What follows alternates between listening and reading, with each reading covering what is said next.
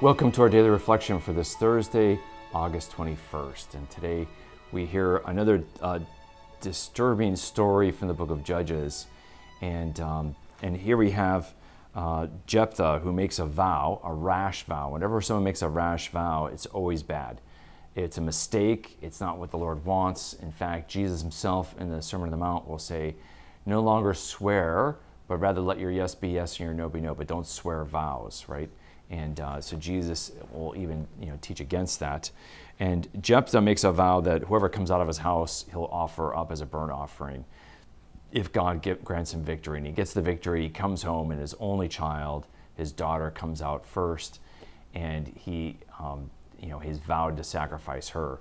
And then she asks for 2 months to mourn.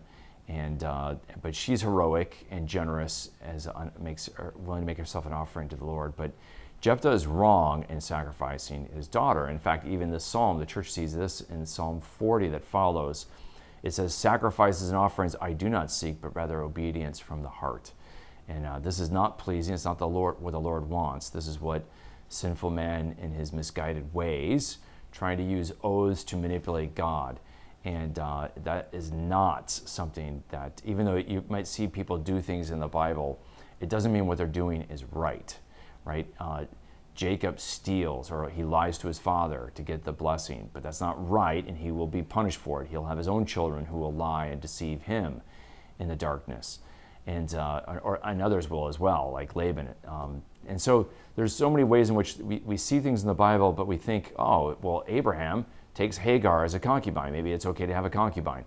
No, so in spite of what the Mormons interpret, you cannot have multiple wives. Even though people have that, it's against Deuteronomy for the kings to have multiple wives. And so kings and judges and prophets will misact. They'll act immorally at times. And just because they do that doesn't mean that action is sanctioned by God. And that's an important interpretive principle to understand. And so Scripture is doing that. And then when we turn to the gospel today, we have a parable about a king who has a wedding feast and invites guests for his son's wedding feast, and many are too busy and preoccupied. They just don't prioritize it. And isn't that a sad commentary?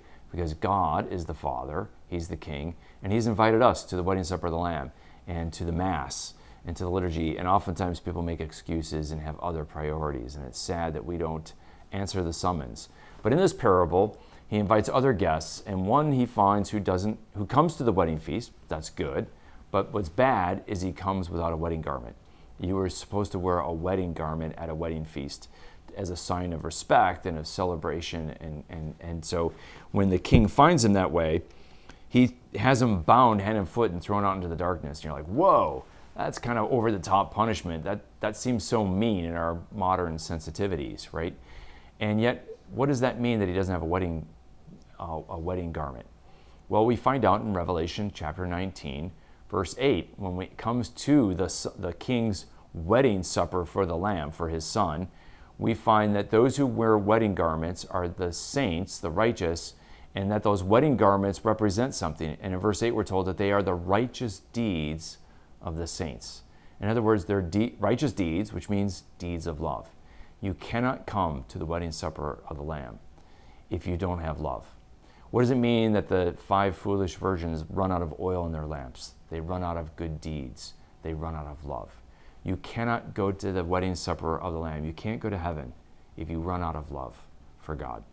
And that is what all these things symbolize, the wedding garment, the oil, and the lamps. It represents deeds of love or love.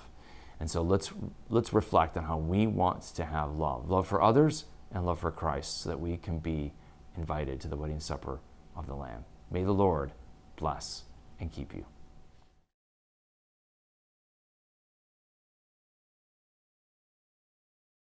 I'm so excited about this month of August because it's our 20th anniversary for the Augustine Institute. And all of us here at the Augustine Institute are so excited about, as we look back over the past 20 years, all the amazing things that the Lord has done and how many people he's brought into our reach. We've become the largest Catholic graduate school in theology. We have the largest video platform formed. And now we have the fastest growing curriculum, Word of Life, in Catholic schools. And now we have this beautiful new campus a half hour north of the city of St. Louis on the Bucolic Bluffs overlooking the Missouri River. And all these things God has done, and we see that He wants to do so much more. You know, we have more requests than ever for our growing graduate school. I have priests and religious around the globe actually asking us for scholarships so that they can attend our graduate school. We have so many people asking for so much more content from our Form platform. All kinds of opportunities. And what is at the heart of our ability to reach so many people is our mission partners, those who donate. And so I want to invite you to join our special fellowship of donors called the Mission Circle. Because people who join this membership in our Mission Circle, we have a special community and we do special things with them and for them on a monthly basis. But what they do is by prayer and by financial support, you help empower our mission to reach more and more souls for Jesus Christ. You know, we're really reaching millions, but there's millions more to reach. And we want to do that as we look to the future. And so as our Pope Leo XIV, who calls himself a spiritual son of St. Augustine, we want you to join us as children of St. Augustine and under our patron St. Augustine. Help us to share the good news of Jesus Christ, because our mission is simple: to help Catholics understand, live, and share the gospel. Become a member, please, by the Feast of St. Augustine, by August 28th. We want to grow our membership so that we can grow our mission. Thank you so much, and God bless.